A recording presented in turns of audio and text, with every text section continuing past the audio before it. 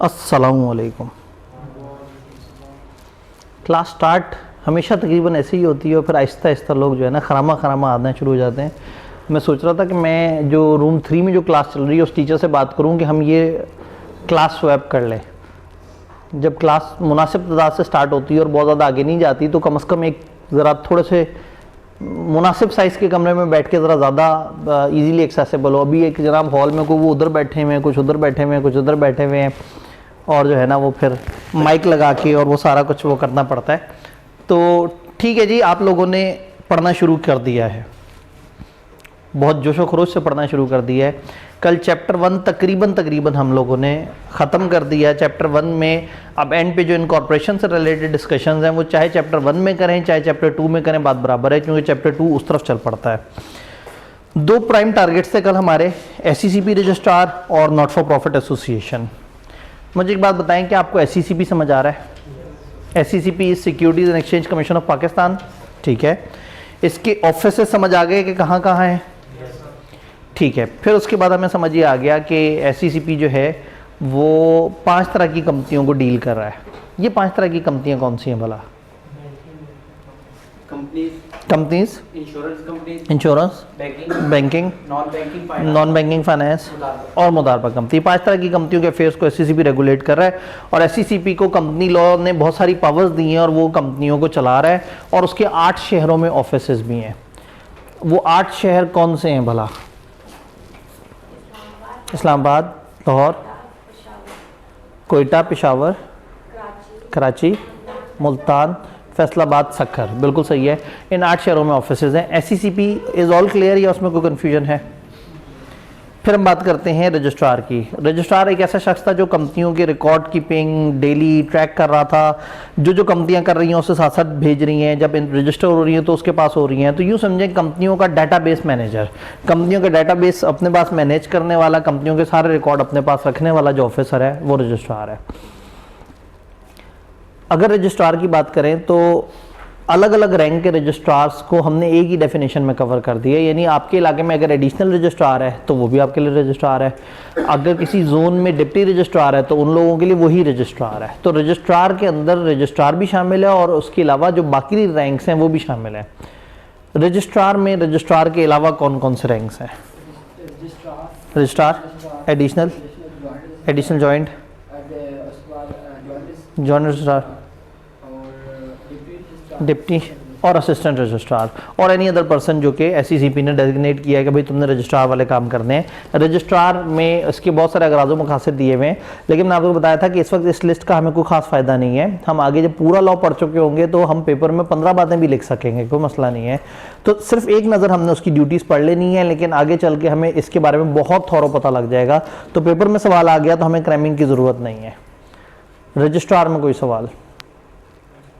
एक लाइन हमने सिर्फ कैरी फॉरवर्ड की थी मॉर्गेजेस एंड चार्जेस वाली, वो हमने आगे जाके एक और चैप्टर में समझना है। फिर आप आगे बढ़े और आपने पढ़ा नॉट फॉर प्रॉफिट एसोसिएशन। ये कंपनियां होती हैं, कंपनी लॉ के अंदर आती हैं, लेकिन होते नॉट फॉर प्रॉफिट इदारे हैं। यानी नॉट फॉर प्रॉफिट इदारा जब चाहता है कि उसे लिमिटेड लाइबिलिटी की शील्ड मिले, चाहता है कि वो ज़्यादा रिकग्नाइज हो, चाहता है कि लोग उसे जाने कि ये SCCP से लाइसेंस शुदा है, तो उसको फिर हमारे कंपनीज एक्ट में आना होता है सेक्शन 42 के अंदर। वो SCCP को अप्लाई करते हैं और कहते हैं हमें लाइसेंस दे दो। SCCP कहता है 4 शर्तें मेरी पूरी कर दो, मैं लाइसेंस दे दूंगा। वो 4 शर्तों में हमने एक कहा कि उसके प्री डिफाइंड ऑब्जेक्ट्स में से कोई एक ऑब्जेक्ट होना चाहिए। वो प्री डिफाइंड ऑब्जेक्ट्स को याद करने का टोटका याद है? वो CSS रिसर्च, उसके अंदर वो तकरीबन सारे कवर हो जाते हैं। उन ऑब्जेक्ट्स में से होना चाहिए। दूसरा क्या था? सरप्लस मेंबर्स को नहीं बांटेंगे, तो फिर कहाँ बांटेंगे?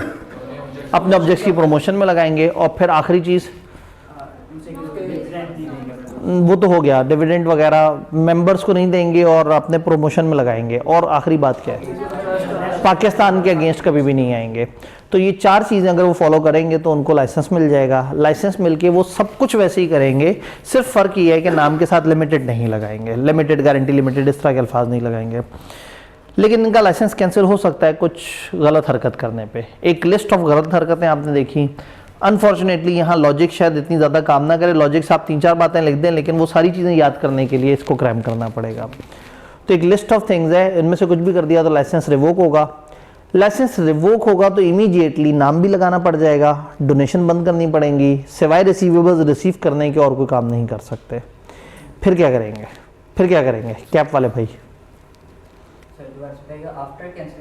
आफ्टर कैंसलेशन हमने डोनेशन भी बंद कर दिया है, काम भी करना भी बंद कर दिया है, और सिवाय रिसीवेबल रिसीव करने के हम कुछ नहीं कर रहे। तो अब क्या करना है? जितने नेट एसेट्स हैं वो आपने ट्रांसफर कर देने, किसको? सेक्शन 42 की ही कोई और कंपनी, प्रेफरेबली आप जैसा लाइसेंस रखने वाली, उसको ट्रांसफर कर दें। अच्छा, कर दिए ट्रांसफर, अब किसी को बताएं, रजिस्ट्रार को रिपोर्ट दे दें कि भाईजान हमने ये सारा काम कर लिया है। रजिस्ट्रार ने अपने पास नोट कर लिया, उसने कहा वेरी गुड, शाबाश। अब क्या करें? विद इन 30 डेज आपने इनिशिएट कर देनी है proceedings for voluntary winding up. यह एक दूसरा शॉर्ट प्रोसेस भी है। और दूसरा ये है कि आप स्ट्राइकिंग ऑफ द नेम। अब दोनों में फर्क भला क्या है? अगर कंपनी के नॉन एसेट्स लायबिलिटीज रहते हैं तो आप लंबे प्रोसेस वाइंडिंग अप की तरफ जाएंगे, और अगर सब कुछ खत्म हो गया, जीरो, हर चीज क्रिस्टल क्लियर है, तो जाएं और कहें भाई हमारा नाम रजिस्टर से निकाल दो, ये पैसे पकड़ो, खत्म कहानी। तो ये दो में से आप किसी एक तरफ जा रहे होते हैं। और जब आपने एसेट्स दे दिए तो नए वाली कंपनी में पुराने मेंबर्स जा सकते हैं? 5 साल तक नहीं जा सकते, उसके बाद जा सकते हैं। कल के नॉट फॉर प्रॉफिट एसोसिएशन वाले जो टॉपिक है उसमें कोई सवाल, कोई कंफ्यूजन, कोई परेशानी? सब क्लियर है? कल की सारी बातें क्लियर है? आगे चलें। आज का हमारा जो स्पेसिफिक टारगेट है वो है इनकॉर्पोरेशन रिलेटेड हमने बातें करनी है। वो तमाम सेक्शंस जो इनकॉर्पोरेशन और इनकॉर्पोरेशन रिलेटेड चीज़ों को डिस्कस कर रहे हैं, हमने उसकी बात करनी है। इनकॉर्पोरेशन,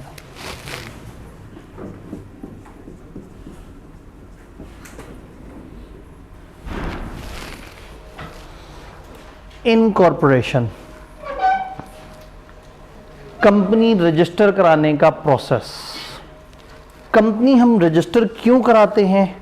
कंपनी रजिस्टर कराने का क्या प्रोसेस है? कंपनी रजिस्टर ना कराएं तो क्या नुकसान होगा? तो दो ऐसे सेक्शंस हैं जो पहले प्रीएम्प्टिव हमें बताते हैं कि हम कंपनी रजिस्टर क्यों कराते हैं। पहली बात यह है कि जब भी आपने कंपनी बनानी है, अपने शौक से बनानी है, आपकी अपने चंद लोग हैं वो मिलके काम शाम करना चाह रहे हैं, आपको लिमिटेड लायबिलिटी बहुत पसंद है, तो आपने क्या सोचा कि हम क्या करें, एक कंपनी बना लेते हैं। लॉ कभी कभी आपको मजबूर कर देता है कि आपको कंपनी बनानी होगी। एक खास सेक्शन है जिसने हमें कहा है कि अगर आपकी खुशी नहीं भी है तो भी लॉ आपको वाजिब कर देगा कि भाई आपको कंपनी बनानी पड़ेगी। वो ऐसा कब कह देता है? जब हम एक खास नंबर से ज्यादा बढ़ जाएं।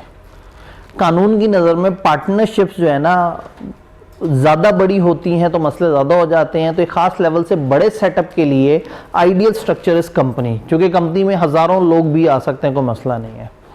तो लॉ ने एक लिमिटेशन लगा दी, वो कहते हैं 20 से ज़्यादा बंदे अगर किसी भी ग्रुप ऑफ पर्सनस में हैं तो उनको लाजमी कंपनी के तौर पर रजिस्टर होना पड़ेगा। अगर 20 से ज़्यादा बंदे मिलजुल के कारोबार कर रहे हैं तो उन्हें क्या करना पड़ेगा? कंपनी बनानी पड़ेगी। तो कंपनी कुछ लोग तो अपने शौक से बनाते थे कि हमें लिमिटेड लायबिलिटी मिल जाए, हमारा स्ट्रक्चर बेहतर हो जाए, हमारे रूल्स अच्छे हो जाएं। लेकिन ये सेक्शन मजबूरी की बात कर रहा है। ये सेक्शन बाउंड कर रहा है हर पाकिस्तान के उस बिजनेस को जिसमें 20 से ज़्यादा लोग मिलजुल के काम कर रहे हैं। तो जब भी 20 से ज़्यादा लोग मिलके कोई बिजनेस एक्टिविटी पाकिस्तान में कर रहे हैं, उनके लिए वाजिब है कि वो कंपनी बना लें। अनलेस, एक्सेप्शन ये है, अनलेस कि आप ऑलरेडी किसी और सेटअप में रजिस्टर्ड हैं। फॉर एग्जांपल आप 20 से ज़्यादा बंदे हैं लेकिन आपकी ऑलरेडी बैंकिंग कंपनी है। आप 20 से ज़्यादा बंदे हैं, आप ऑलरेडी किसी ना किसी और लॉ के किसी ना किसी और सेटअप में रजिस्टर हुए हुए हैं। अदर देन पार्टनरशिप, अगर आप किसी भी और सेटअप में रजिस्टर हुए हैं तो फिर कंपनी बनाने की ज़रूरत नहीं है। फिर एक एक्सेप्शन इसमें यह है कि अगर आप प्रोफेशनल्स हैं, सर्विस प्रोवाइडर्स हैं और आप 20 से ज़्यादा हैं तो आपको कंपनी बनाने की ज़रूरत नहीं है। ये प्रोफेशनल्स कौन होते हैं? ये जो लॉयर्स हैं, अकाउंटेंट्स हैं, डिफरेंट बैंकर्स हैं, इंजीनियर्स हैं, ये मुख्तलिफ लोग जो कि सर्विस प्रोवाइड करते हैं। तो अगर ये लोग मिलके 20 से ऊपर भी जा रहे हैं तो इनको कंपनी बनाने की ज़रूरत नहीं है। समटाइम ना इनको मना होता है, जैसे ICAP ने हमें मना किया हुआ है, हमारी फर्म, ऑडिट फर्म अगर 20 से ऊपर भी होगी और वो ऑडिट करना चाहते हैं तो वो कंपनी नहीं बना सकते। तो 20 से ज़्यादा बंदों को कंपनी बना लेनी चाहिए, अनलेस के ऑलरेडी वो रजिस्टर्ड हो किसी और पाकिस्तान के लॉ में, या वो प्रोफेशनल्स हों। फिर जो फैमिली बिजनेसेस हैं इनकी भी एक दो एक्सेप्शंस हैं। अगर आप एक जॉइंट फैमिली बिजनेस चला रहे हैं, एक ऐसा बिजनेस है जिसमें सिर्फ आपके ही फैमिली मेंबर्स हैं, तो भले वो 20 से ऊपर हो जाए, लोगों को मसला नहीं। आपकी अपनी ही फैमिली, आपके ही अपने फैमिली मेंबर्स अपना ही फैमिली बिजनेस चला रहे हैं, तो इसके लिए आपको उसको अलग से कंपनी के तौर पर रजिस्टर कराने की ज़रूरत नहीं है। अगर 2-3 फैमिलियाँ मिलकर बिजनेस कर रही हैं तो आखिरी एक्सेप्शन है, अगर 2 या 2 से ज़्यादा फैमिलियाँ मिलकर बिजनेस कर रही हैं तो उनके टोटल नंबर ऑफ मेंबर्स 20 से ऊपर नहीं जाने चाहिए। लेकिन चूंकि फैमिलीज अपने बिजनेस में अपने जो छोटे बच्चे हैं उनको भी काउंट कर रहे होते हैं, अगर हम छोटे बच्चों को, माइनर बच्चों को साइड पे कर दें और जो मेजर लोग हैं अगर वो 20 के अंदर अंदर रहे हैं तो फिर उन फैमिलियों को कंपनी रजिस्टर कराने की ज़रूरत नहीं है। तो 4 एक्सेप्शंस हैं। अगर किताब से हम जानने की कोशिश करें तो किताब ने सबसे पहले तो रूल दे दिया, उन्होंने कहा भाई कोई भी एसोसिएशन, पार्टनरशिप या एंटिटी जो 20 से ज़्यादा बंदों की चल रही है वो कैरिंग ऑन अ बिजनेस नहीं कर सकते without registration as company under Companies Act. अगर आप ऐसा करेंगे तो आपको पेनल्टी पड़ेगी, पर्सनली लायबल होंगे और लेवल 1 पेनल्टी पड़ेगी। लेवल 1 जो सीलो को बहुत ज़्यादा नहीं जानते, सीलो में एक चीज़ है कि जब भी आप कुछ गलत करते हैं ना तो ये आपसे कहते हैं कि जी आपने फलाना लेवल का ऑफेंस किया है। कंपनी लॉ में बहुत सारे सेक्शंस के अंदर बहुत सारे फाइन्स हैं, बहुत ज़्यादा पेनल्टीज रखी हुई हैं इन्होंने। तो इसमें 3 लेवल्स डिफाइन किए हुए हैं। लेवल 1 हल्का लेवल है, चंद हज़ार रुपए तक का फाइन होता है। लेवल 2 थोड़ा दरमियाना लेवल है, चंद लाख तक का फाइन होता है। लेवल 3 सबसे बड़ा लेवल है, चंद करोड़ तक का फाइन होता है। तो 3 लेवल डिफाइन किए हुए हैं। ये लेवल जिस सेक्शन में डिफाइन किए हैं वो हमारे सिलेबस में नहीं है, तो उसमें उन्होंने एक रेंज बताई हुई है कि हम इस लेवल में इतने हज़ार तक का या इतने लाख तक का जुर्माना कर सकते हैं। तो जब आपने ऑफेंस कर दिया तो फिर लॉ आपको बताता है कि ये आपने दर्जा अव्वल, दर्जा दोम या दर्जा सोम ऑफेंस किया है। आपने फर्स्ट लेवल, सेकंड लेवल या थर्ड लेवल ऑफेंस किया है। थर्ड लेवल का मतलब है सबसे खतरनाक, सेकंड लेवल का मतलब है दरमियाना, और फर्स्ट लेवल का मतलब है आपने किया है वो बुरा है लेकिन इतना खतरनाक भी नहीं है, हल्की फुल्की सजा होनी चाहिए आपको। तो जो लोग 20 से ज़्यादा हैं और कारोबार कर रहे हैं मिलकर और कंपनी नहीं बना रहे, तो लॉ कहता है उनको लेवल 1 पेनल्टी पड़ेगी। तो पेपर में हमने ये याद नहीं रखना कि लेवल 1, 2, 3 कितने हज़ार लाख को कहते हैं, बस ये याद रखना है कि कौन से ऑफेंस में लेवल 1, कौन से ऑफेंस में लेवल 2 और कौन से ऑफेंस में लेवल 3। थोड़ा सा आगे जाएंगे तो फिर हम इसके कुछ और टोटके भी देखेंगे, लेवल 1, 2, 3 को हमने याद कैसे करना है। तो क्या ये बात समझ आ रही है? 20 से ज़्यादा बंदे कारोबार कर रहे हैं और रजिस्टर नहीं करा रहे, तो उनको रजिस्टर कराना चाहिए, और नहीं कराएंगे तो जुर्माना होगा और वो पर्सनली लायबल होंगे सारी चीज़ों के लिए। एक्सेप्शन क्या है? एक्सेप्शन का मतलब है जहां आप हैं भी 20 से ज़्यादा लेकिन उसके बावजूद भी आप रजिस्टर नहीं करा रहे अपने आप को। एनी सोसाइटी, बॉडी और association other than partnership formed and incorporated under any other Pakistani law. अगर आपकी बॉडी, एसोसिएशन पाकिस्तान के किसी और लॉ में रजिस्टर हुई हुई है तो आपको यहां रजिस्टर होने की ज़रूरत नहीं है। अदर देन पार्टनरशिप, फर्ज करें आप मुदारबा के ऑर्डिनेंस में रजिस्टर हुए हुए हैं तो फिर आपको कंपनी लॉ में रजिस्टर होने की पाबंदी नहीं है, शौक से होना चाहें तो हो जाए। रूल क्या है? 20 से ज़्यादा लोग होंगे तो वो कंपनी लाजमी बनाएंगे, लेकिन अगर आप ऑलरेडी पाकिस्तान के किसी और अदर देन पार्टनरशिप किसी और लॉ में रजिस्टर हुए हुए हैं तो फिर आपको कंपनी बनाने की ज़रूरत नहीं है। देन हमने कहा कि एक पार्टनरशिप जिसमें प्रोफेशनल्स काम कर रहे हैं, लॉयर्स, अकाउंटेंट्स या कोई और प्रोफेशनल्स, जहां पे लिमिटेड लायबिलिटी कंपनी इजाज़त नहीं दी उनके अपने रेलेवेंट लॉज में, तो वहां पे भी आपको कंपनी बनाने की ज़रूरत नहीं है। फिर फैमिलीज वाले, जॉइंट फैमिली जो कि जॉइंट फैमिली बिजनेस कर रही है, या पार्टनरशिप ऑफ 2 और मोर जॉइंट फैमिलीज जहां टोटल नंबर ऑफ मेंबर्स उन फैमिलीज के एक्सक्लूडिंग बच्चे, माइनर्स को माइनस करके 20 से ऊपर नहीं हो जाते। ये सबसे टेक्निकल पॉइंट है। 2 या 2 से ज़्यादा फैमिलीज जिनके फर्ज करें 35 लोग काम कर रहे हैं, बिजनेस कर रहे हैं मिलके, तो 35-20 से ज़्यादा होता है, तो ये सेक्शन ने कह दिया भाई आपको कंपनी बनानी पड़ेगी। हमने फिर जब उनको दोबारा इस तरह से गिना कि छोटे बच्चों को माइनस करके गिना तो तादाद आ गई 18 की, फर्ज करें, तो अब लोगों को कोई मसला नहीं। तो जॉइंट फैमिलीज अगर मिलके 20 से ऊपर हैं और इस वजह से हैं कि बच्चों को भी काउंट कर रहे हैं वरना वो 20 के अंदर हैं, तो उनको भी सेक्शन ने मना नहीं किया। क्या बात समझ आ रही है? जी, अगर किसी और लॉ में है तो फिर तो एक्सेप्शन है, यानी इन 4 में से एक भी अगर चीज आप में है तो फिर आपको ऊपर वाला सेक्शन फॉलो करने की जरूरत नहीं है। क्लियर? पक्का? तो ये हम लोगों ने एक सेक्शन पढ़ा है which is need for incorporation, कि आप इनकॉर्पोरेट होते हैं तो क्यों इनकॉर्पोरेट होते हैं। अब जब आपने इनकॉर्पोरेट होना है, जब रजिस्टर होना है, तो क्या करना है, एक सेक्शन आपको बताता है कि जब भी आपने इनकॉर्पोरेट होना है तो आपने कुछ डॉक्यूमेंट्स, कुछ चीज़ें उठा के रजिस्ट्रार को जमा करानी है। अगर आप एक एसएमसी हैं तो आप एक बंदे से रजिस्टर हो सकते हैं कम से कम, प्राइवेट हैं तो कम से कम 2 से रजिस्टर हो सकते हैं, और अगर पब्लिक हैं तो कम से कम 3 से हो सकते हैं। तो 1, 2 या 3 कम से कम इतने मेंबर्स इन कंपनियों को चाहिए रजिस्टर होने के लिए। तो ये लोग क्या करेंगे, कुछ डॉक्यूमेंट्स उठा के, जिनकी अभी हम बात करते हैं कौन से डॉक्यूमेंट्स, कुछ डॉक्यूमेंट्स उठा के मिस्टर रजिस्ट्रार को जमा करा देंगे। कहेंगे भाई ये डॉक्यूमेंट्स पकड़ो, हम एक कंपनी बनाना चाहते हैं। एट एनी गिवन टाइम आपने इन मिनिमम नंबर ऑफ मेंबर से नीचे नहीं होना।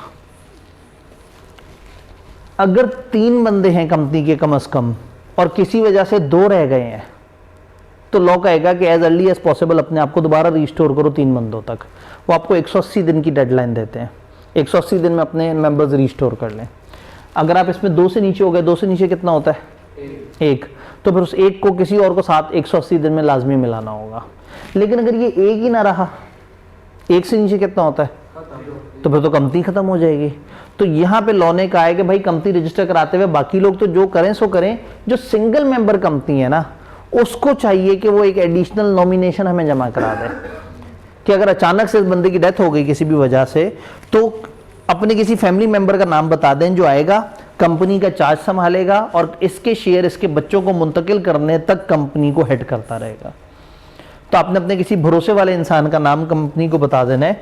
सिंगल मेंबर कंपनी में जो मेमोरेंडम का सब्सक्राइबर है, अभी ये मेमोरेंडम वगैरह के अल्फाज हमें समझने हैं, यानी जो कंपनी रजिस्टर करा रहा है, shall nominate a person who in the event of death of the sole member shall be responsible. क्या करेगा, transfer the shares to legal heirs, legal वर्सा को शेयर ट्रांसफर करेगा सब्जेक्ट टू जो भी इस्लामिक लॉज हैं उसके मुताबिक। और अगर वो नॉन मुस्लिम है तो जो भी रेलेवेंट लॉ उसके मुताबिक शेयर ट्रांसफर करने के लिए। And manage the affairs of company as a trustee till such time the title of shares are transferred. तो इसका मतलब है कि आपने जब कंपनी बनानी है, पब्लिक कंपनी कम से कम 3 से बनेगी, प्राइवेट कम से कम 2 से बनेगी, और एसएमसी 1 बंदे से बनेगी। एसएमसी वाले ने रजिस्ट्रेशन के वक्त एडिशनली एक इंसान को नॉमिनेट कर देना है कि अगर मेरी अचानक से डेथ हो जाए तो ये भाई साहब आएंगे, मेरी कंपनी को संभालेंगे और मेरे शेयर मेरे बच्चों तक या मेरे जो भी वोर्स है उन तक मुंतकिल होने तक कंपनी के निज़ाम को चलाते रहेंगे, और फिर कंपनी का निज़ाम उन बच्चों को मुंतकिल हो जाएगा। अगर तो एक सिंगल मेंबर और उसका एक ही बच्चा है तो एसएमसी ही रहेगी। लेकिन अगर 1 से ज़्यादा बच्चों को चली गई कंपनी के शेयर्स, तो फिर कम से कम 2 पे हमारी कैटेगरी चेंज हो जाती है, फिर आपको प्राइवेट कंपनी के तौर पर कन्वर्ट होना पड़ेगा। तो ये नीचे ये लिखा हुआ है कि अगर ट्रांसफर 1 से ज़्यादा लीगल हेयर्स को हुआ तो फिर एसएमसी को ट्रांसफर का प्रोसेस फॉलो करना पड़ेगा प्राइवेट कंपनी में। अभी हमने ये नहीं देखा कि वो कौन से डॉक्यूमेंट्स हैं जिनका आप जिक्र कर रहे हैं, लेकिन हमने कहा कि कंपनी रजिस्टर होनी है तो कम से कम इतने बंदों से होनी है। यहां तक कोई कंफ्यूजन? जी, अब अगेन लीगल हेयर्स में से कोई आगे ना कंटिन्यू करना चाहे तो वो तो आगे की बात है ना। इस वक्त तो हम ये कह रहे हैं कि एक बंदा, देखें मौत के बाद का तो किसी को कुछ नहीं पता, बस आपने एक नॉमिनेट कर देना है कि फलाना बंदा आएगा। हम ये भी तो कह सकते हैं कि वो फलाना बंदा ही पहले मर गया तो क्या होगा, या फलाना बंदा आगे फ्रॉड कर गया तो क्या होगा, वो अभी हमारा मसला नहीं है। अभी तो हम कंपनी की रजिस्ट्रेशन पढ़ रहे हैं। हो सकता है थोड़ा सा आगे जाके जब सीनियर क्लास में जाएं तो पता लगे कि नॉमिनी हमारे साथ धोखा करेगा तो क्या करना है। तो फिलहाल तो कंपनी रजिस्टर कराते वक्त का एक स्टेप हमें पता लगा कि आप अपने आज भरोसे वाले एक बंदे का नाम बता दें जो आपको लगता है कि आपके मरने पे आपके शेयर्स आपके वारसों को सही तरीके से ट्रांसफर करवा देगा। आपने बस उसका जिक्र कर देना है ताकि अगर इस बंदे की डेथ हो जाए तो कानूनी तौर पे वो बंदा आके कंपनी संभाल भी सके और बच्चों तक शेयर्स मुंतकिल भी करवा सके।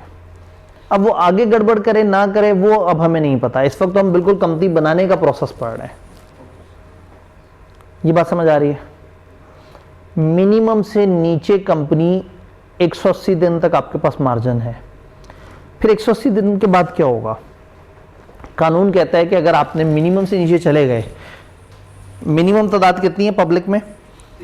3 और प्राइवेट में? तो इसका मतलब मैं कहना चाह रहा हूं कि प्राइवेट कंपनी अगर एक बंदा चलाना शुरू हो जाए और पब्लिक कंपनी 2 या 1 बंदे पे रह जाए, अचानक से एक बंदे की डेथ हो गई और अभी उसके बच्चों को शेयर भी ट्रांसफर नहीं हुआ और बाकी लोग मिनिमम मेंबर से नीचे चले गए और 180 दिन भी गुजार लिए।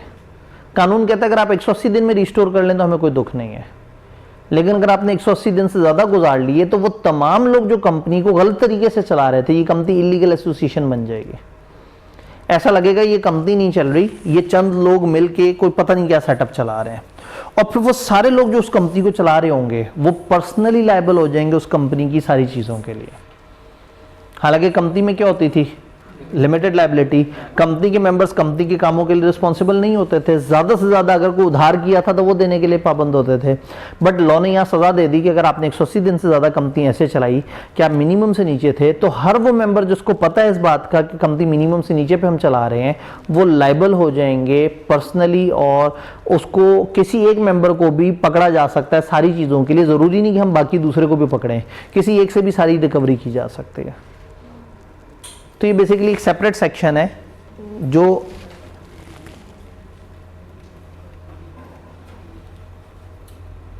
एक सेपरेट सेक्शन, ये लायबिलिटी, ये एंड के करीब है। Liability for carrying on business with less than minimum members. अगर number of member of company reduce below हो जाए मिनिमम से, यानी कि private company other than SMC 2 से कम हो जाए और कोई और कंपनी 3 से कम हो जाए, and company carries on business for more than 180 days, while every person who is a member during the time that it so carries on business after those 180 days shall be severally liable. हर बंदा अलग अलग से liable होगा for payment of whole debts of company contracted during that time। उस time पे जो जो contract हुए हैं, उस डिफॉल्ट वाले टाइम में जो जो कॉन्ट्रैक्ट हुआ उसके लिए पर्सनली लायबल हो जाएंगे कौन, वो लोग जो कंपनी को चला रहे थे। कलेक्टिवली भी लायबल होंगे और किसी एक को भी पकड़ के लायबल कर सकते हैं, मे बी सूड, उस पर लीगल केस किया जा सकता है। Therefore without joinder in suit of any other person, किसी और बंदे को मिलाए बगैर उस अकेले बंदे से भी सारा रिकवर करना चाहें तो कर सकते हैं। बस अजम्पशन ये है कि member is in knowledge of the fact, member को पता हो कि हमारी कंपनी मिनिमम से नीचे जा चुकी है। तो अगर 180 दिन से ऊपर आपने कंपनी चलाई और आपको पता था कि हम मिनिमम से नीचे जा चुके हुए हैं और उसके बावजूद आप कंपनी चला रहे थे, तो जो लोग कंपनी चला रहे थे उस दौरान होने वाले जितने भी मामला हैं उनके लिए लायबल होंगे। लेकिन ये लायबिलिटी तब आपके ऊपर अप्लाई करेगी जब आप 180 दिन क्रॉस कर लें। अगर 179th डे पे भी मेंबर रिस्टोर हो गए तो कोई लायबिलिटी नहीं। अच्छा, और वंस आप पे लायबिलिटी पड़ेगी तो रेट्रोस्पेक्टिव है। अकाउंटिंग की जबान में रेट्रोस्पेक्टिव का मतलब होता है एक चीज जो पीछे से ही एप्लीकेबल हो जाए। तो फर्ज करें 180 दिन से ऊपर हो गए, इन्होंने 250 टोटल दिन गुजारे हैं, तो 250वें दिन अगर इनको उन पिछले 250 पूरे के पूरे दिनों में होने वाले किसी भी मामले के लिए पकड़ा जा सकता है। ये बात समझ आई? इसका मतलब है कि 180 दिन जब तक नहीं गुजरेंगे आप लायबल नहीं होंगे, लेकिन जैसे ही 181st डे आएगा आप डे 0 से लेके अब तक लायबल हो जाएंगे। उस दौरान जो भी कॉन्ट्रैक्ट्स हुए हैं, जो भी लीगल ऑब्लिगेशंस हैं, उसमें जितना कंपनी जिम्मेदार है उसी तरह से मेंबर पर्सनली जिम्मेदार भी है। जी, क्या ये बात समझ आ रही है?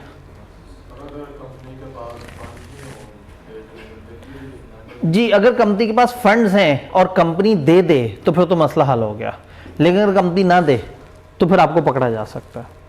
यानी कि इसका मतलब है कि पर्सनल लायबिलिटी आपके पास है, कोई चाहे तो कंपनी से मांगे बगैर आपसे भी मांग ले। तो ये सजा उन्होंने सुनाई है कि अगर आप मिनिमम से नीचे कंपनी चला रहे हैं और 180 दिन से ज्यादा चला रहे हैं, तकरीबन आधा साल, तो वो लॉ फिर वहां पे गुस्से में आ गया। उन्होंने कहा बस अब मजाक खत्म हो गया, अब आप लोग पर्सनली लायबल हो जाएंगे, जो भी कंपनी ने उस टाइम पे डेट कॉन्ट्रैक्ट किया आप उसके लिए लायबल हो जाएंगे। नहीं, सिंगल मेंबर तो 1 से नीचे जाएगी नहीं ना। नहीं, नॉमिनी इसमें वो नहीं, जो 1 से नीचे चला गया तो फिर हम वो नॉमिनेशन के सेक्शन की तरफ चले जाएंगे। फिर वो कंपनी को कंपनी के वर्सा तक ट्रांसफर करेगा, हम उसको ये नहीं काउंट करेंगे कि कंपनी मिनिमम से नीचे चल रही है। तो ये सेक्शन इसीलिए कहता है कि private company other than SMC 2 से नीचे चली जाए और बाकी कंपनियां 3 से नीचे चली जाएं। एसएमसी को तो हमने एक अलग कैटेगरी दे दी कि भाई आप नॉमिनी बिठाओ, नॉमिनी के अलग रूल्स हैं, एसएमसी के अपने रूल्स होते हैं जो हमारे सिलेबस में नहीं है। हमारे सिलेबस में एसएमसी का 2 या 3 जगह पे जिक्र है बस। जी, क्या बात समझ आई? अब दोबारा से हम इनकॉर्पोरेशन की बातें शुरू करते हैं कि ये इनकॉर्पोरेशन क्या था कंपनी बनाना अपनी खुशी से भी हो सकता है और मजबूरन भी हो सकता है। हमने अभी जो सेक्शन पढ़े एक दो, वो मजबूरी वाले थे कि आपके 20 से ज़्यादा ऊपर मेंबर्स हो गए हैं, अब आप मजबूर हैं, आपको समझ नहीं आ रहा और लॉ ने कह दिया आपको क्या करना होगा, कंपनी बनानी होगी। लेकिन ज़रूरी नहीं कि आप हमेशा इस वजह से कंपनी बनाएं, कोई अपनी पसंद की वजह भी हो सकती है। वो क्या है?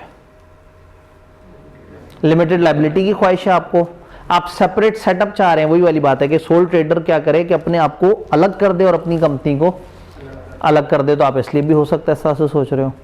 तो कोई भी प्यारी सी रीज़न भी हो सकती है कंपनी रजिस्टर कराने की। तो अगर आपने कंपनी बनानी है तो टेक्निकली क्या करना पड़ेगा, जिस तरह से एक जब बच्चा पैदा होता है तो हम कानून की नज़र में उसका इंदराज कराते हैं, उसके कुछ डॉक्यूमेंट्स लेते हैं, उसका एक बर्थ सर्टिफिकेट लेते हैं, फिर म्यूनसिपल वालों के पास जाते हैं, उनसे एंट्री करवाते हैं, फिर जाके नादरा के सेटअप में जाके उसका बे फॉर्म में एंट्री डलवाते हैं और उसका एक आईडी नंबर जनरेट करवाते हैं। तो फिर कानून की नज़र में पाकिस्तान में एक बच्चा ऐड हो जाता है। बच्चा फिजिकली तो पाकिस्तान में ऐड हो चुका हुआ था, लेकिन कानून की नज़र में उस दिन ऐड हुआ जब हमने नादरा के रिकॉर्ड्स अपडेट करवाए। तो इसी तरह से 6-8 लोग मिलके एक बिजनेस चलाते रहे और कहते रहे ये कंपनी है, ये कंपनी है। वो प्यार से उसे जो मर्जी कहें, कानून में उसकी कोई हैसियत नहीं है। कानून में उसकी हैसियत कब आएगी? जब आप लॉ में रजिस्टर कराएंगे। कंपनी की डेफिनेशन क्या थी भला? A company formed and registered under this act और कंपनी लॉ। तो कंपनी कहते ही उसे हैं जो ना सिर्फ फॉर्म हुई हो बल्कि, तो जो अनरजिस्टर्ड चल रहा होगा वो कंपनी नहीं कहलाएगी। वो आपका दोस्तों का एक कंबाइंड बिजनेस है, लेकिन उसको कंपनी नहीं कह सकते। तो कंपनी उस दिन पैदा होगी जिस दिन आपने कानूनी तौर पे कंपनी को पैदा किया होगा। अब कंपनी को कानूनी तौर पे पैदा करना है तो क्या करना होगा? चंद लोगों ने कुछ स्टेप्स को फॉलो करना होगा। वो 5-6 लोग जो चाहते हैं कि हमारी कंपनी हो, ऐसे लोगों को हम कहते हैं प्रोमोटर्स।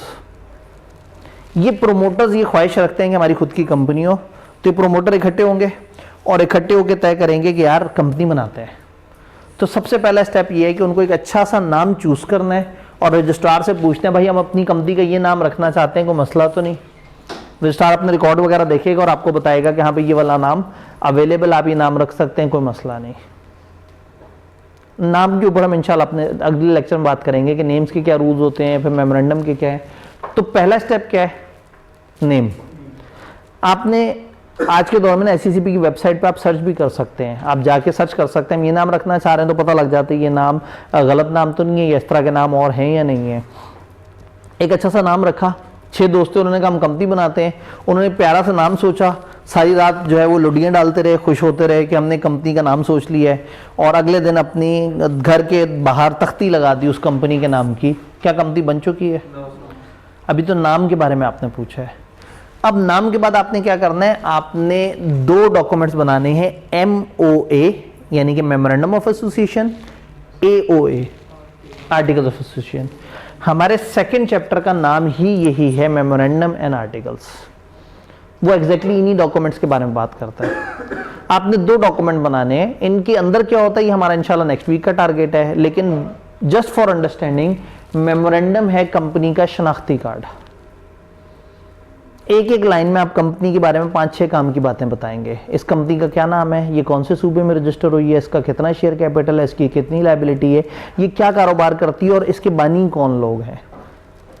तो मेमोरेंडम एक ऐसा डॉक्यूमेंट है जिसमें एक सफ़े पे आप कंपनी के बारे में बेसिक उसके स्टैट्स बता रहे हैं, ताकि अगर कोई भी जानना चाहे, जैसे एक बच्चे का जो गवर्नमेंट का रजिस्टर्ड बर्थ सर्टिफिकेट है उससे पता लग जाता है ये बच्चे का नाम है, ये वालिद का नाम है, ये इस तरह से एड्रेस है और ये इस तरह से करके इस फैमिली नंबर के अंदर आता है।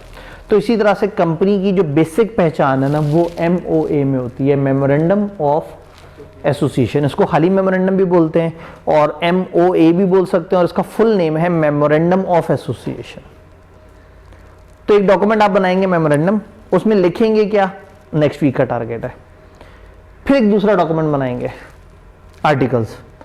आर्टिकल्स क्या करता है, ये डिटेल्ड रूल्स एंड रेगुलेशंस बताएगा कि कंपनी किस तरह से चलेगी, कंपनी शेयर कैसे इशू करेगी, कंपनी ये काम कैसे करेगी, कंपनी में मेंबर्स कैसे आएंगे, कंपनी में डिविडेंड कैसे तय होंगे। तो जो कंपनी चलाने के डिटेल्ड रूल्स एंड रेगुलेशन है वो इस दूसरे डॉक्यूमेंट में होते हैं, इसका नाम है आर्टिकल्स। ये कैसे बनाते हैं और उसमें किन चीज़ों का जिक्र करना है, ये भी अगले हफ्ते का टारगेट है। तो फिर आज का टारगेट क्या है? ये समझना कि हम कंपनी रजिस्टर कैसे कराते हैं। हम ये 2 डॉक्यूमेंट बनाते हैं जिसमें वो कंटेंट होंगे as may be specified. Law ऐसे ही करते ना आपके साथ, तो इसके कुछ खास तरह के कंटेंट्स होंगे। ये 2 डॉक्यूमेंट्स बनाएंगे और ये जनाब हम इसके साथ सपोर्टिंग डॉक्यूमेंट्स लगा देंगे।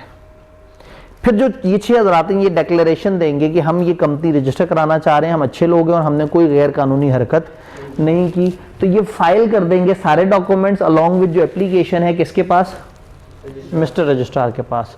और रजिस्ट्रार अगर आपकी बातें सही लगी तो वो आपकी कंपनी रजिस्टर करके आपको दे देगा सर्टिफिकेट ऑफ इनकॉर्पोरेशन। तो अब होगा ये कि जो नेम वाला स्टेप है इस पे हमारा 1 दिन लगेगा इंशाल्लाह, मेमोरेंडम का स्टेप है इस पे 1 दिन लगेगा, और आर्टिकल्स जो है उस पे 1 दिन लगेगा। तो 3 दिन हम नेम, मेमोरेंडम, आर्टिकल्स के ऊपर इंशाल्लाह डिबेट कर रहे होंगे चैप्टर 2 के अंदर।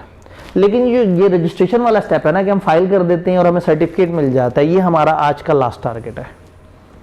तो घबराए तो नहीं बैठे। कंपनी की रजिस्ट्रेशन से रिलेटेड हुआ ये कि आपने मेमोरेंडम बनाया, आर्टिकल बनाया और एक डिक्लेरेशन दे दी कंप्लायंस की कि हमने लॉ रेगुलेशंस को फॉलो किया है। तो मेमोरेंडम और आर्टिकल के साथ आपने फाइल कर दी एक डिक्लेरेशन ऑफ कंप्लायंस कि हमने सारी चीजें फॉलो की है। रजिस्ट्रार रजिस्टर कर देगा आपके मेमोरेंडम और आर्टिकल को अगर वो मुतमईन हो जाए कि company is being form for lawful purpose. अगर उसे समझ आ जाए कि कंपनी जो बनी है वो लॉफुल पर्पस के लिए बनी है और तमाम एक्ट की रिक्वायरमेंट पूरी हुई है, तो रजिस्ट्रार आपको ओके कर देगा। लेकिन ऐसा हो सकता है कि रजिस्ट्रार एतराज कर दे। अगर रजिस्ट्रार को लगे कि कोई डॉक्यूमेंट या इंफॉर्मेशन में कोई ऐसा मैटर है जो लॉ के अगेंस्ट है या कंप्लीट नहीं है, ही में रिक्वायर रिवाइज डॉक्यूमेंट और remove deficiency with in specified period.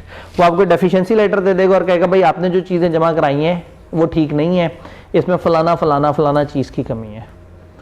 जब आपको ऐसे कह देगा तो फिर आपको क्या करना होगा, वो डेफिशिएंसी ठीक करके दोबारा अप्लाई करना है। या आप कहें ये रजिस्ट्रार तो मेरे साथ पर्सनल हो गया, ये जान के मेरे साथ जिद कर रहा है, आप शिकायत लगा दें अथॉरिटी को। अथॉरिटी कौन सी है, SECP।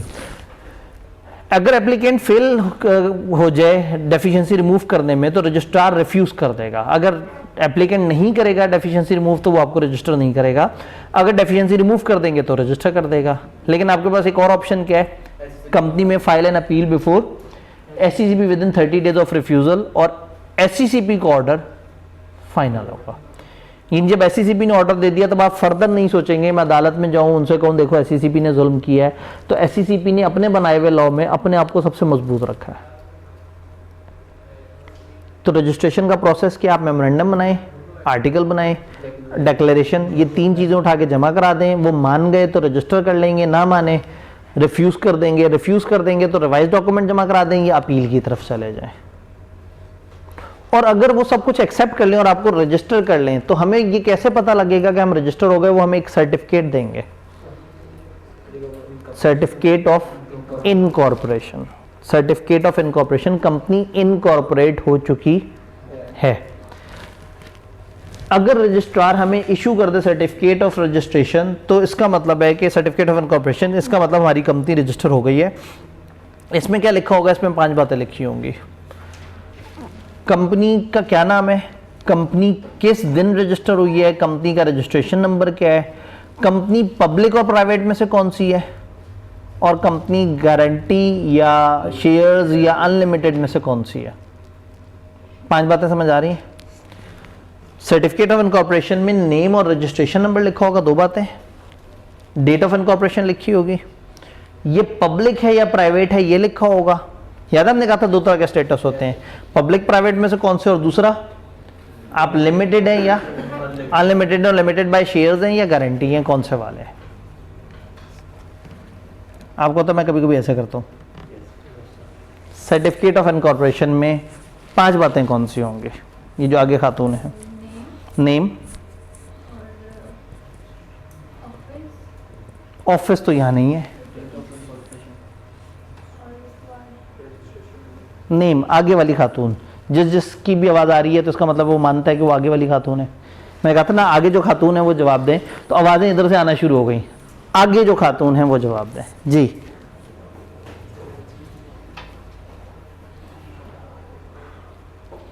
सर्टिफिकेट ऑफ इनकॉर्पोरेशन में क्या क्या मालूमात मिलेगी, जब रजिस्ट्रार कहेगा आपकी कंपनी रजिस्टर हो गई, ये लो ये आपकी कंपनी रजिस्टर हो गई, तो उस कंपनी के बारे में क्या क्या लिखा होगा? थोड़ा जल्दी मैंने पूछ लिया सवाल, आवाम में घबराहट पाई जाती है, आवाम जल्दी जल्दी से किताबों की तरफ देखने में मशगूल है। ये जहाँ मेरी टक्कर होगी जिन भाई साहब से सामने, ये गली में, हाँ जो कोर्ट वाले भाई, name and registration number of company, ये आपने दो अलग अलग चीज़ें जोड़ दी, पब्लिक और प्राइवेट और लिमिटेड और अनलिमिटेड, यानी वो अलग स्टेटस है। एक है लाइबिलिटी वाला स्टेटस और एक है कि आपकी कंपनी में इन्वॉल्वमेंट कितनी है। तो पब्लिक या प्राइवेट और लिमिटेड या अनलिमिटेड, नेम, रजिस्ट्रेशन नंबर और डेट ऑफ रजिस्टर। तो ये 5 बातें आपके सर्टिफिकेट ऑफ इनकॉर्पोरेशन पे दी हुई होंगी कि लो जी मुबारक को आपकी ये वाली कंपनी जिसका ये रजिस्ट्रेशन नंबर है इस दिन मारज़ वजूद में आ गई है, ये एक पब्लिक कंपनी है और ये एक फ़र्ज करें लिमिटेड बाय गारंटी है। तो ये आपकी 5 ये वाली इंफॉर्मेशन इस सर्टिफिकेट में होगी। इस सर्टिफिकेट मिलने का मतलब है कि कंपनी रजिस्टर हो गई है। इसका मतलब है अब आप सारी कार्रवाइयाँ कर सकते हैं। अब आप एक प्रॉपर बॉडी कॉर्पोरेट हैं, आप एक कंपनी हैं, आप अपना काम शुरू कर सकते हैं। जो आपने नाम लिखा हुआ था उसके नाम के साथ आप कारोबार शुरू कर दें। जो मेंबर्स आपने बताए हुए थे उन मेंबर्स के साथ आप कंपनी शुरू कर दें। जो आपने अपना ऑफिस और बाकी चीज़ें अपने डॉक्यूमेंट्स में बताई थी उन पर अब आपका काम शुरू हो जाएगा। यानी अब आप लीगली तौर पर रजिस्टर हो चुके हैं। अब आप जो भी काम करेंगे वो लॉफुल माना जाएगा। अब उन मेंबर्स को वो 5-6 मेंबर्स को कलेक्टिवली हम कहेंगे कि ये लोग एक कंपनी है। क्या ये बात समझ आ रही है? पक्की बात है। आज चूंकि हमारे पास जुम्मे की वजह से टाइम कम होता है तो मैं थोड़ी सी रफ्तार तेज रखी हुई है कि हमारा आज का टारगेट पूरा हो, क्योंकि आज के टारगेट में एक छोटी सी और बात भी है। यहां तक सारी बात समझ आ गई? पक्का?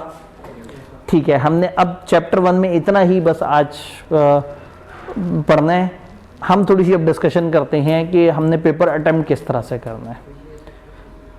कल फिर टेस्ट जो है वो कंप्लीट चैप्टर 1 का होगा और ये पहला टेस्ट है जिसमें इतना कम सिलेबस है, वरना आगे हमारा सिलेबस जो है ना कम से कम 3 चैप्टर्स होंगे। नेक्स्ट वीक हम एक छुट्टी करेंगे जिसके बाद पहला जो हमारा टेस्ट होगा 3 चैप्टर्स इकट्ठेगा, तो उससे पहले छुट्टी मिलेगी। लेकिन उससे आगे हम ये छुट्टी वाली हरकत भी नहीं करेंगे क्योंकि हम आहिस्ता आहिस्ता मुश्किलात की तरफ जा रहे हैं। क्या आज वाली सारी बात समझ आई है? अब थोड़ी सी डिस्कशन जरा पेपर अटेम्प्टिंग के ऊपर भी कर लेते हैं।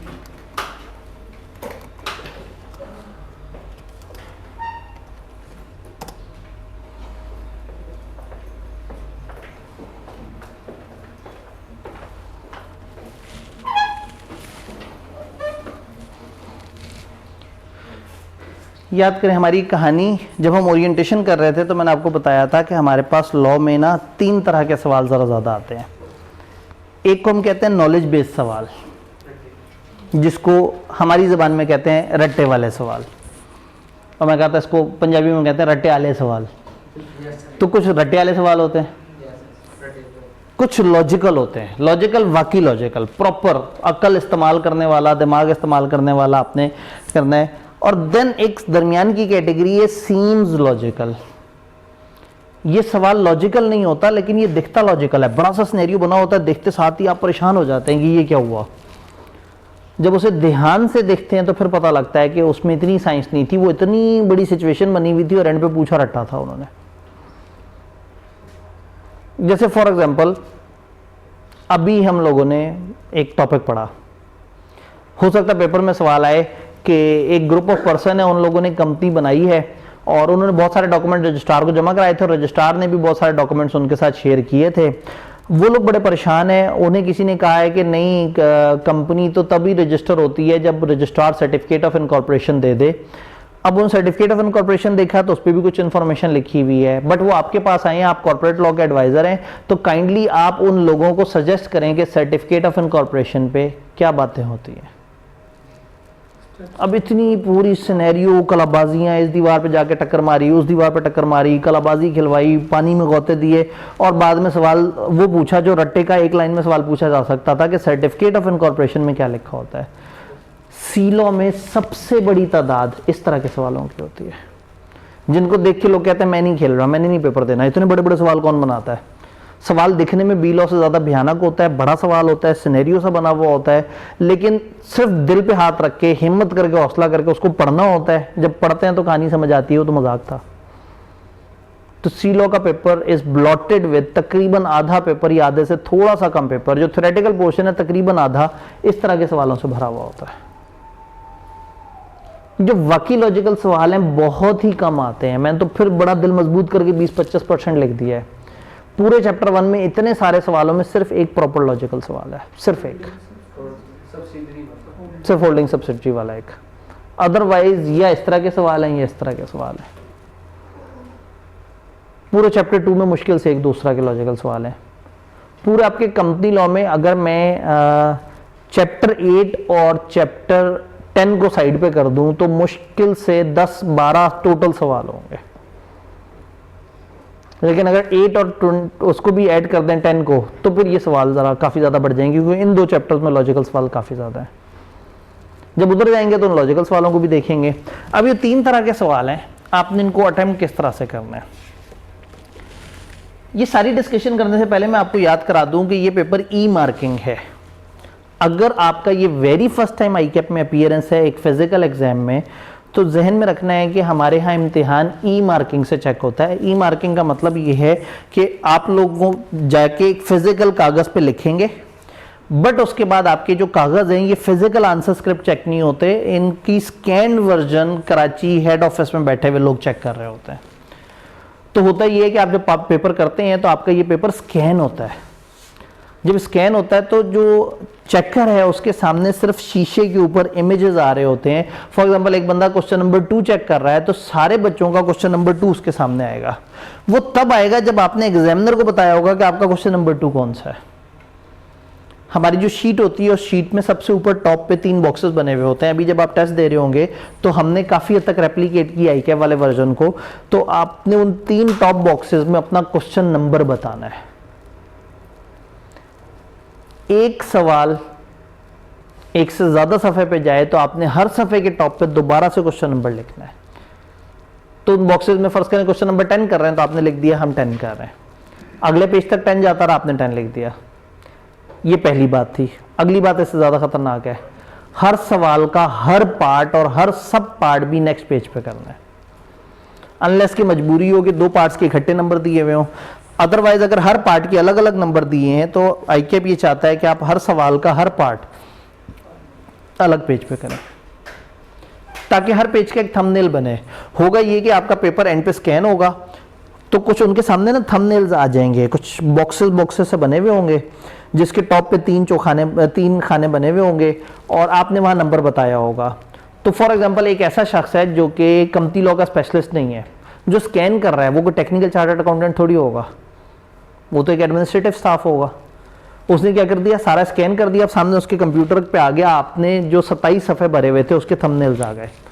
उन थंबनेल्स की बेस पर देखिएगा ये इस पे 2 लिखा हुआ है, इस पे 3 लिखा है, इस पे 4 लिखा है, इस पे 4 लिखा है, अगले पे भी 4 लिखा है, अगले पे भी 4 लिखा है। तीनों को सिलेक्ट करेगा और 4 के खाने में डाल देगा, 2 वाले को 2 के खाने में डाल देगा, 7A को 7A के खाने में डाल देगा, 7B को 7B के खाने में डाल देगा। अब उसके पास 2 फोल्डर है 7A और 7B, और आपने 7AB एक सफ़े पे किया है तो परेशान होके AB को उठा के 7A वाले में फेंक देगा।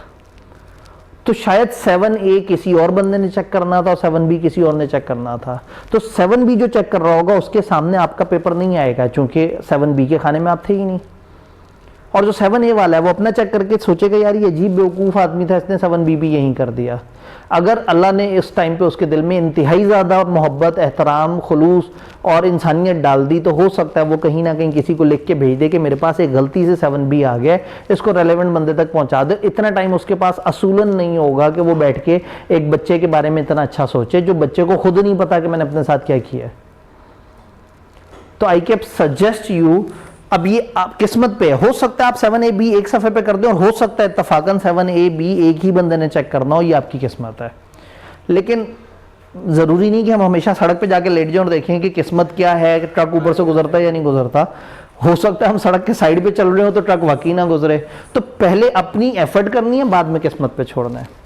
तो पेपर में हर नया सवाल नए पेज पे, हर नए सवाल का हर नया पार्ट नए पेज पे, चाहे आपकी 2 लाइनें लगी हों, आपने बिल्कुल आसरा नहीं करना, आपने अगले पेज पे चले जाना है।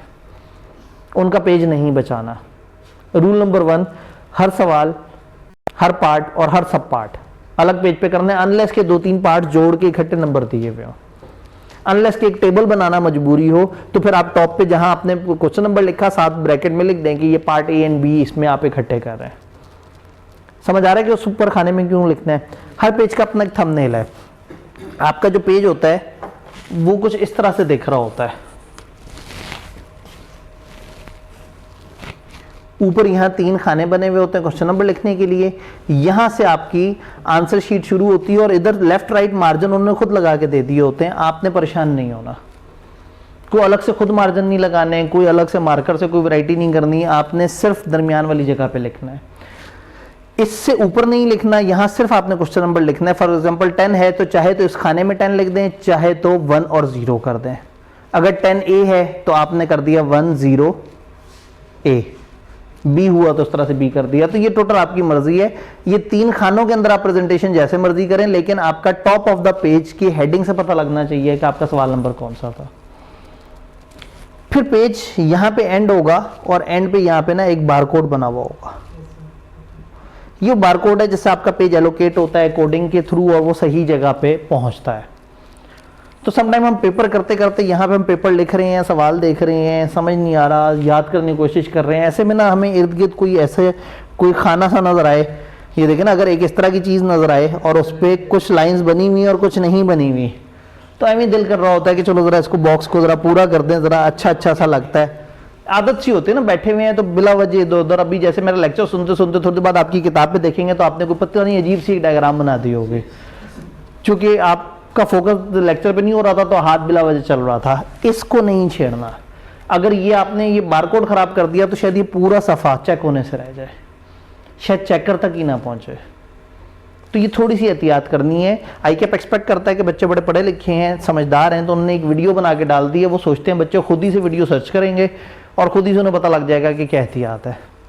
तो पहली एहतियात, हर सवाल नेक्स्ट पेज पे, और एक सवाल एक से ज़्यादा पेजेस पे अगर जा रहा है तो हर पेज पे दोबारा से रेफरेंस डालें। सीलो में ऐसा कम होता है, नॉर्मली ऐसा कम होता है, क्योंकि 6 नंबर का सवाल हो तो शायद जाके वो 2 सफ़े पे जाए और अक्सर वो भी नहीं जाता। टू द पॉइंट जवाब लिख रहे होते हैं हम। तीसरी बात, ब्लैक कलर के अलावा कोई कलर इस्तेमाल नहीं करना। अगर आप कैफ का इम्तिहान पहली दफ़ा देने लगे हैं तो the rule is only black colour is allowed. आप ब्लू कलर नहीं यूज़ कर सकते।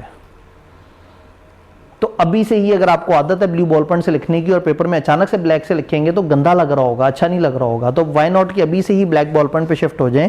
आपकी आदत ही, आप सीए के अंदर आए हैं और यहाँ पे रंग ज़्यादा नहीं होते, हम तो ब्लैक एंड वाइट लोग हैं ना।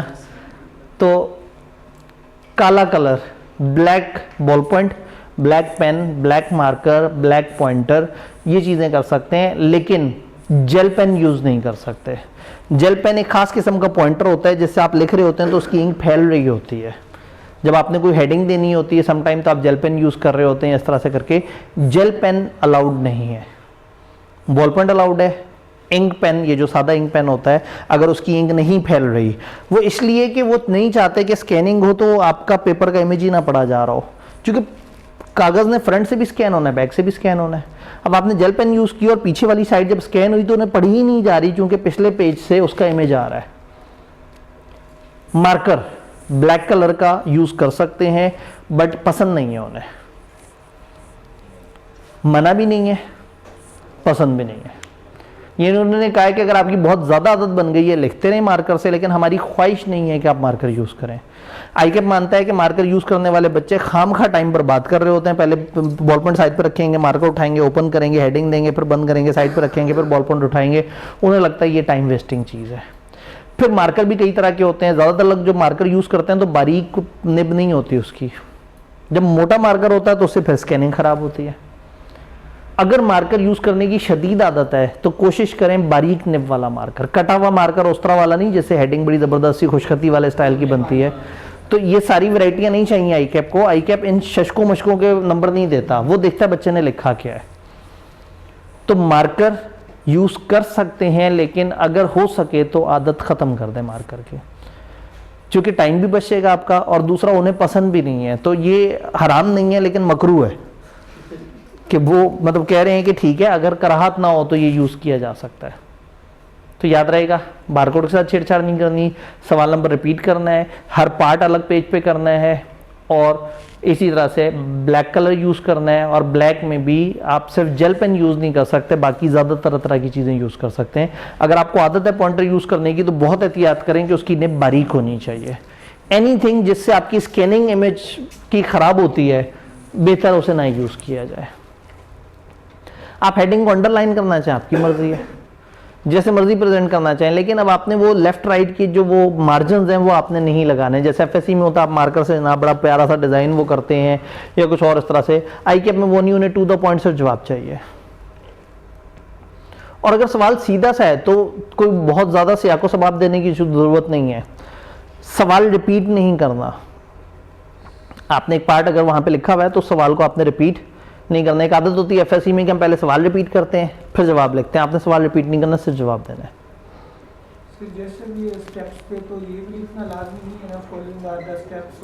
जी बिल्कुल, अगर सवाल पेपर में उन्हें पूछा कि बताओ सर्टिफिकेट ऑफ इनकॉर्पोरेशन में जो कंटेंट्स हैं वो कौन से हैं, तो इवन ये लिखने की भी जरूरत नहीं है कि सर्टिफिकेट ऑफ इनकॉर्पोरेशन में फॉलोइंग कंटेंट है। उन्हें सीधा सवाल पूछा है, उन्हें सिंपली उन्हें पता उन्होंने क्या पूछा है, आप वो 5 बातें लिख दें जो उसके अंदर होती हैं। ये भी मैं इसके ऊपर डिस्कशन करूंगा कि सवाल हैं 3 तरह के। पहला सवाल है नॉलेज बेस्ड क्वेश्चन, जिसको मैं कह रहा हूं ये स्ट्रेट फॉरवर्ड क्वेश्चन होते हैं, सीधा सवाल सीधा जवाब। रिटेंशन रिक्वायर करता है इस तरह का सवाल, रट्टा रिक्वायर करता है इस तरह का सवाल। Simply write the answer from your knowledge base, no specific pattern required. कोई पैटर्न नहीं चाहिए, कुछ ये नहीं लिखना है in accordance with the requirement of Companies Act, या सवाल के जो उसको रिपीट नहीं करना। उन्होंने कहा भाई ये चीज बता दो, आपने बता देना है। उन्होंने कहा बताओ एसोसिएशन नॉट फॉर प्रॉफिट कौन सी शर्तों से रजिस्टर होती है, ये लिखने की भी जरूरत नहीं है, ये फॉलोइंग शर्तों से रजिस्टर होती है, बस वो 4 शर्तें लिखें, कहानी मुकाएं। ये टाइप 1 सवाल है। टाइप 2 में शायद हमें थोड़ा सा ऐसा करना पड़े। तो टाइप 1 सवाल नॉर्मली इस तरह के दिखते हैं, जिनको देखते साथ ही इसमें कोई किरदार नहीं होता, किसी इंसान का जिक्र नहीं होता, किसी कंपनी का जिक्र नहीं होता, सिंपली कह रहे होते हैं ये बता दो, वो बता दो, ऐसा बता दो, वैसा बता दो। तो इन सवालों की निशानी ये है कि इसमें कोई वो नहीं होते, करेक्टर्स नहीं होते। अदरवाइज सवाल में होता है जी महबूब ने अल्ताफ को ऐसे कहा, या सजावल एक कंपनी को चला रहा था और वो आपके पास परेशान होके आया। तो वो कोई भी ऐसा सवाल जिसमें किरदार नहीं है, तो ऐसे सवाल ढूंढे जाते हैं। पेपर का first hour should be blotted with सिर्फ ये वाले सवाल। जाके ढूंढें इस तरह के सवाल। और अगर आपको कई दफा पेपर में 2 अटेम्प्ट पीछे एक ऐसा पेपर आया उसमें 52 नंबर 85 की थ्योरी में से 52 नंबर का पेपर सीधे सीधे सवाल थे। कभी कभी इतना भी लुट मच जाती है। अगर आपने बी लॉ दिया हुआ है तो मैं जरूर बता दूं कि सी लॉ बी लॉ से बहुत फर्क है। बी लॉ में ज्यादातर लॉजिकल सवाल आते हैं, सी लॉ में दिखता हुआ लॉजिकल सवाल ज्यादा होता है, रट्टे वाला सवाल ज्यादा होता है, और पेपर का बहुत ही कम पोर्शन होता है प्योर लॉजिकल सवाल। और वो भी अगर आप आइडेंटिफाई कर लेना कि ये 1-2 चैप्टर हैं जहां से प्रॉपर लॉजिकल सवाल आता है तो आपकी जिंदगी और आसान हो जाती है। तो वो जो 20% लॉजिकल सवाल है उसके अंदर भी आपको चैप्टर 8 और चैप्टर 10 के सवाल मैक्सिमम नजर आते हैं। कभी कभार किसी और चैप्टर की बारी आती है। यानी कि मैंने आपको 2009 से लेके 2024 तक के जो पास पेपर्स आपसे शेयर किए हैं चैप्टर 1 के, 15 साल 30 अटेम्प्ट्स में आई कि अपने एक दफा लॉजिकल सवाल पूछा है चैप्टर 1 से। तो लॉजिकल सवाल यहां उनका मकसद नहीं है, वो बी लॉ में वो वाला अपना शौक पूरा कर चुके होते हैं। तो टाइप 1 सवाल सीधा जवाब। फिर आता टाइप 2 सवाल सीम्स लॉजिकल, यानी कि सिचुएशन कॉम्प्लेक्स है लेकिन रिक्वायरमेंट स्ट्रेट है। इसमें 2 स्टेप होते हैं। पहले स्टेप में आप एक रेफरेंस देते हैं क्वेश्चन का, और दूसरे में रिटेंशन रिक्वायर्ड। जैसे वही वाली बात है कि जी वो मुख्तार और उसके दोस्त आपके पास आके आपसे पूछ रहे हैं वो सारी बात जो हमने वो की थी, और अब आप बताएं कि इसके क्या कंटेंट्स होते हैं। आप मुख्तार और उसके दोस्तों को बताएं कि सर्टिफिकेट ऑफ इनकॉर्पोरेशन में क्या बातें होती हैं। अब आपको लग रहा है कि मेरा रट्टा मुझे भूल ना जाए इंग्लिश बनाने के चक्कर में, आपने क्या किया, शुरू की 2-3 लाइनें खाली छोड़ी और नीचे वो 5 कंटेंट्स पेस्ट कर दिए। अब तसल्ली से सवाल को उठाएं, सवाल के अल्फाज देखें और उन अल्फाज में से निकालने की कोशिश करें आंसर। उसमें लिखा हुआ था, रिक्वायरमेंट में लिखा था जी आप मुख्तार और उसके दोस्तों को गाइड करें। तो हम कहेंगे हम मुख्तार और उसके दोस्तों को ये गाइड करेंगे कि फॉलोइंग आर द कंटेंट्स। यहां फॉलोइंग की बात कर दें, यहां उस चीज को वो कर दें टाइप 2 सवाल में। चूंकि उन्होंने सिनेरियो बनाया था, अगर आपने इसका टाइप 1 की तरह सीधा सीधा रट्टा जवाब दिया तो वो कहेंगे यार अजीब बच्चा है, हमने एक सिचुएशन बनाई थी, उसने सिचुएशन को रेफर ही नहीं किया। तो आंसर रट्टे वाला ही दें, लेकिन एक आध नंबर आपको सिचुएशन को रेफर करने का मिल जाना है। तो पहला स्टेप क्या है, एक सिंपल रेफरेंस दें उस क्वेश्चन का, वर्डिंग क्वेश्चन की वर्डिंग से कॉपी पेस्ट करें और फिर नीचे लिख दें। For example, under the provision of Companies Act 2017 list the circumstances under which Mahkoom limited may be deemed to be subsidiary of Hakim limited. ये एक खास अटेम्प्ट में आई कि अपना सवाल पूछा था। अब बेसिकली वो पूछना चाह रहे हैं होल्डिंग और सब्सिडियरी कंपनी कैसे बनती है, लेकिन हाकिम और महकूम को बिला वजह कंपनी की मशहूरी के लिए ले आए। अब पूछी सीधी बात है, लेकिन वो डाल दिए, करेक्टर्स डाल दिए। अब स्टेप 1 क्या है, सवाल का रेफरेंस दें और स्टेप 2 आंसर लिख दें। सवाल का रेफरेंस कहां से मिलेगा, copy paste from the wording of the question. ये सवाल की वर्डिंग है, list the circumstances under which Mahkoom limited may be deemed to be subsidiary of Hakim limited, following are the circumstances under which ये फलाना फलाना ऐसे होगा। वो कर दिया और नीचे आपने वो वाली शर्तें डाल दी। पहले अगर कंटेंट लिख दो और आखिर में रिलेट कर दें कि महकूम को ये फॉलो करना चाहिए। जी बिल्कुल। अब अगेन सबसे बेस्ट अप्रोच ये है कि अगर आपको लग रहा है कि मैं थोड़ी सी इंग्लिश जमाने बैठ गया यहाँ, तो मेरा रट्टा ना भूल जाए मुझे, तो पहले मैंने आपको कहा कि 2-3 लाइनें छोड़ दें, पहले अपना रट्टा पेस्ट कर दें। लिख दिया रट्टा, अब हौसला हो गया कि हाँ भाई जो मुझे आता था वो तो मैंने लिख दिया।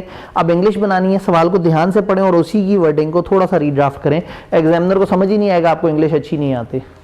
रट्टा आपने किताब की लैंग्वेज का लिखा होगा, ये आपने सवाल की लैंग्वेज से लिख दिया होगा, तो टाइप 1 और टाइप 2 दोनों सवालों में आपकी इंग्लिश एक्सपोज ही नहीं हुई। तो अच्छा है जितनी देर तक उन्हें पता लगे हमारी इंग्लिश के बारे में। अब ये इसमें क्या हो रहा है, at the request of calcium limited creditors the court has appointed फलाना एज प्रोविजनल मैनेजर, और उसने ऐसे ऐसे किया है, कोर्ट के ऑर्डर के मुताबिक ऐसे ऐसे करना है फलाना फलाना। In light of provision of Companies Act list 7 particular that CL is required to include in statement of affairs. एक सिचुएशन बताइए, हम आगे वाइंडिंग अप के एक चैप्टर पढ़ते हैं, उसमें है कि स्टेटमेंट ऑफ अफेयर्स के कॉन्टेंट्स दिए हुए हैं जो रट्टा मारना होता है। तो इधर पूरा माहौल बनाया और एंड पे का वो लिस्ट डाउन कर दो स्टेटमेंट ऑफ अफेयर्स के कॉन्टेंट्स। तो आपने क्या किया, पहले 3 लाइनें छोड़ी, 3-4 लाइनें, और नीचे वो लिस्ट पेस्ट कर दी। अब ऊपर की लाइनों में आए और अब आपने एंड रिक्वायरमेंट ये है ना, list 7 particular that CL is required to include in statement of affairs. तो आप कहेंगे following is the list of 7 particular that CL is required to include in the statement of affairs.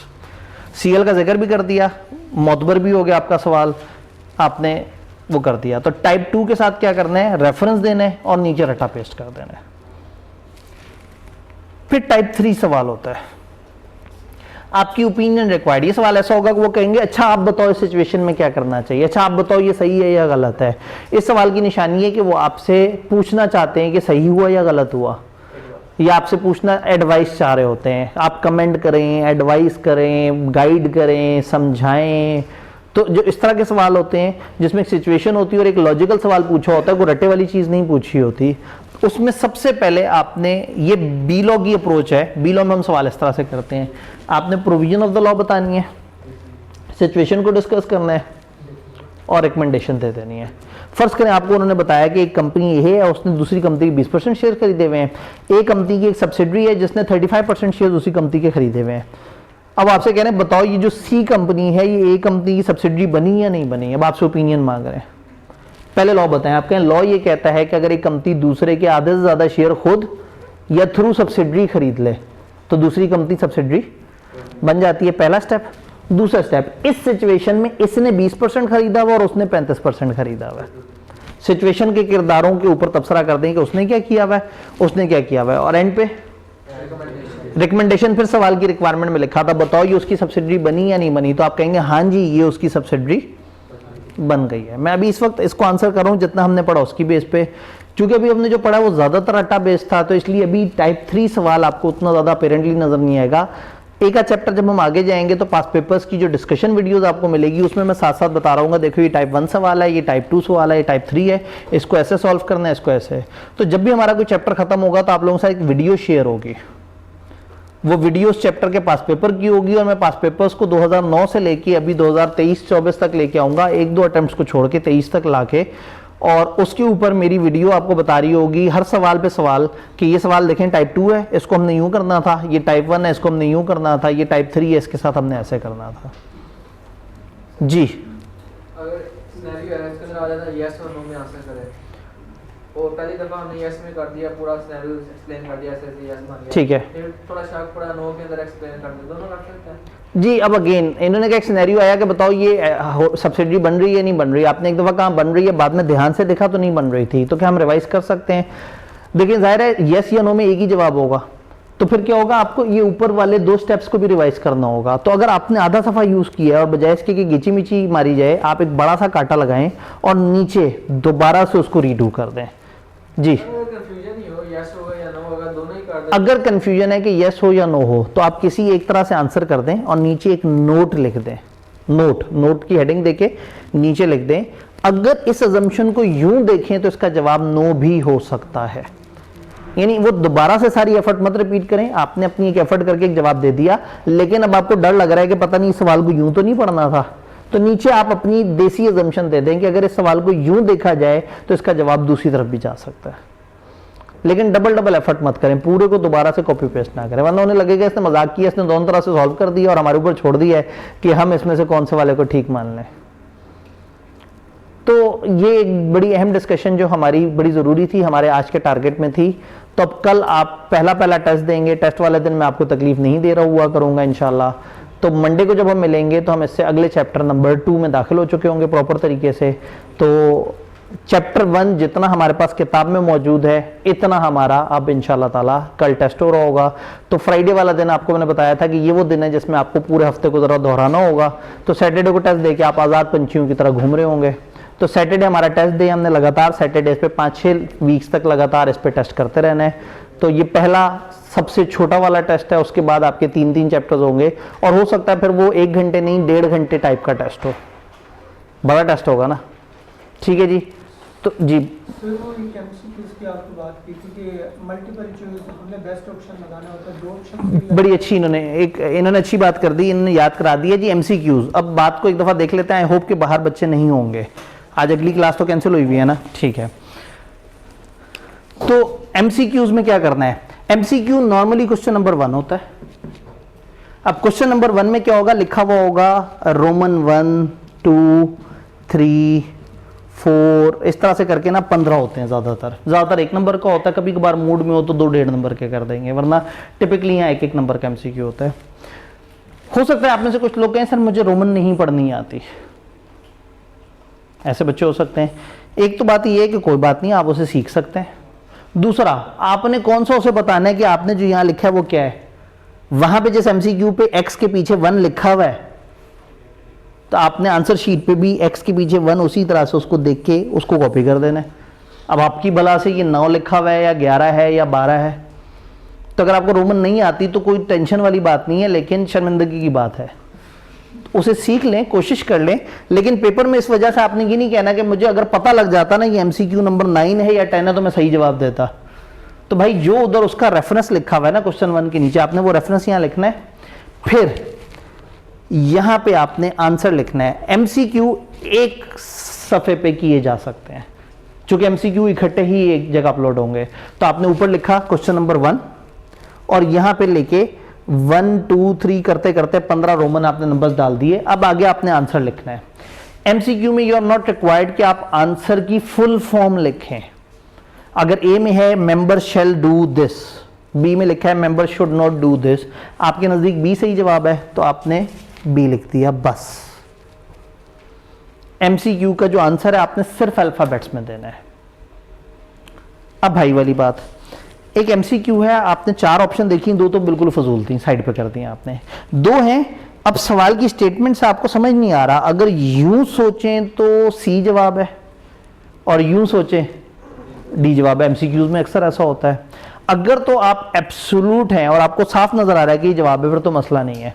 अब आपको डर लग रहा है मैं सी लिख दूं, पता नहीं एग्जामिनर की जो चेकिंग वो थी ग्रिड थी उसमें डी ना लिखा हुआ हो और मैं डी लिख दूं तो सी ना लिखा हुआ हो, तो आपने क्या किया, जो ज्यादा बेहतर लग रहा था ये सी लिख दिया यहाँ पे ऐसे, और यहाँ एक दरमियानी ब्रैकेट लगानी है उसी सफ़े पे, यानी कि यहाँ आपने ये लिखा बी सी और यहाँ एक दरमियानी ब्रैकेट लगा दी और उसमें एज्यूमिंग के मिस्टर ए ने मिस्टर बी को ये इंफॉर्मेशन दे दी है,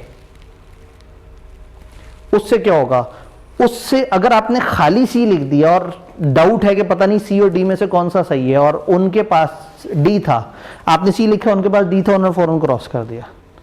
लेकिन उनके पास डी और आपने सी लिखा और सी के आगे एक लॉजिक लिखी है, तो वो एक दफा रीड थिंग जरूर करेंगे, सवाल को देखेंगे, अच्छा हाँ यार सवाल में ये चीज मिसिंग थी, बच्चा बेचारा क्या करे, उसने अजम्पशन ली है, आपको टिक मिल सकता है प्रोवाइडेड कि आपने अजम्पशन अच्छी ली है। तो अगर एमसीक्यू के किसी आंसर में किसी जगह आपको थोड़ा सा डाउट है तो आपने अपनी अजम्पशन को यहां ब्रैकेट में इसके सामने लिख देना है, अदरवाइज आपने सिर्फ ABCD करके इस तरह से सारे आंसर कर देने होते हैं। तो जहां आपको डाउट है कि यहां ये यूं सही हो सकता है और वो यूं सही हो सकता है, तो आपने वो वाली अजम्पशन अपनी यहां नरेट कर देनी है, इस तरह की ब्रैकेट लगा के, ताकि चेकर को उस टाइम पे समझ आ जाए कि आप डी के बजाय सी की तरफ इसलिए गए हैं कि सवाल में क्लैरिटी नहीं थी। तो अब इसका ये मतलब नहीं कि हर लाइन भरी हुई हो आपकी, 2 या 3 ऐसे ज़्यादा से ज़्यादा MCQs होते हैं जिसमें आपको इस लेवल की कंफ्यूजन होती है कि यार यूँ सोचें तो ये जवाब है, और आपको एक एब्सोल्यूट जवाब देना होता है, और ये थ्योरी तो होती नहीं कि आपने लंबे से जवाब में अपने वो बताना है कि बेसिस क्या है।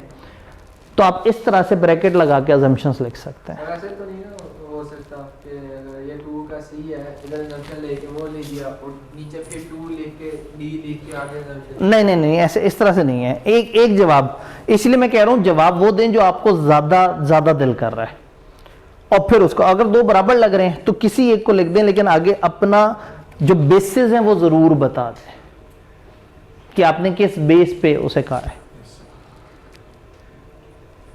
अब कुछ लोगों ने बीलो पढ़ा होगा, कुछ ने नहीं पढ़ा होगा। बीलो के अंदर बिल्कुल स्टार्ट में एक कॉन्सेप्ट आता है कि ऑफर का पता होना चाहिए एक्सेप्ट करने वाले को। तो समटाइम क्या होता है कि एक्सेप्ट करने वाले को ऑफर का नहीं पता होता। आईक्यूएफ में एक दफ़ा थ्योरी में सवाल आया था, सवाल ये था कि एक बंदे ने अपने बॉडीगार्ड को भेजा था कि तुम जाके मेरी फलाना चीज़ ढूंढ के ले आओ, और उसने बाद में मस्जिद में ऐलान भी करा दिया था कि ढूंढ के लेके आएगा उसे इनाम दूंगा। बाद में बॉडीगार्ड जब ढूंढ के लिए आया तो उसने बॉडीगार्ड को इनाम नहीं दिया। तो बताओ उसने सही किया या गलत किया? तो वहाँ हम डिबेट करते हैं कि अगर बॉडीगार्ड ने ऐलान सुना था तो जवाब ये है, और नहीं सुना था। अब ये अगर MCQ में आ जाए कि MCQ में आया, बॉडीगार्ड ले आया, बताओ उसे इनाम मिलेगा या नहीं मिलेगा, अब आपको एक ही जवाब देना होगा ना, या मिलेगा या नहीं मिलेगा।